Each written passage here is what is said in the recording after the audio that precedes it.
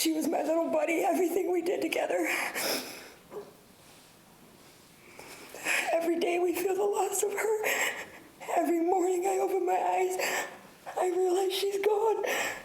I know she's never coming back. Nearly 3 years since her daughter's death, a mother sees the two people convicted in the murder sentenced. Good evening. Thanks for joining us. I'm Mike Wolfogen. And I'm Stella Daskalakis. Alicia Jackson Skaggs was shot on Miller Road in the Golden Corral parking lot on March 29, 2022. Last month, a jury found 25-year-old DeAndre McLilley and his mother, 49-year-old Wendy Weatherford, guilty on all counts. This morning, the two sat in a courtroom and listened as they learned their fate. Mid-Michigan Now's Courtney Bennett is here with more. Courtney, how long will they spend in prison?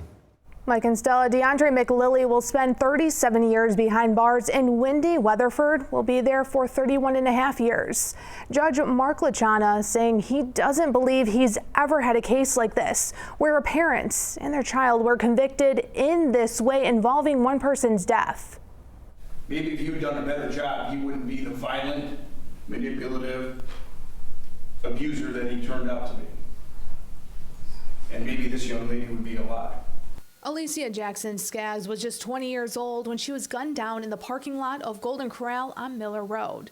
Alicia was with two other people inside a car. She was shot in the head. Nearly 3 years later, the mother and son duo charged in this case now know they will be behind bars for decades. I don't know Mr. McLilley, but I do know what the evidence told me at the trial is that he is a controlling, manipulative, violent individual towards women. Alicia's family says McLilley was abusive. Her sister and mother both sharing statements in the courtroom. We didn't just lose her on March 29th. We lose her every day with every new milestone that she isn't here for. It all happened because of a man that, in his words, said he loved her. Both McLilley and Weatherford declined to address the court at one point. Judge Lachana asked Weatherford to stop shaking her head. You had your opportunity to speak. Now sit there and listen. The judge saying they deserve the strictest penalty, but sentencing guidelines prevented him from going above what the jury convicted them of.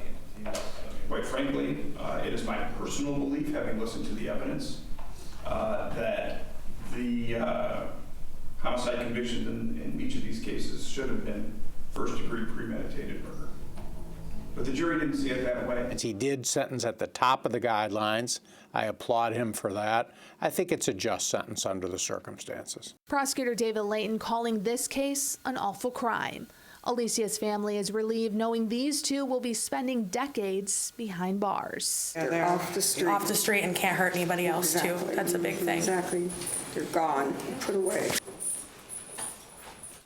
Both will be sent to a prison within the Michigan Department of Corrections. For now, live in the studio, Courtney Bennett, Mid-Michigan Now.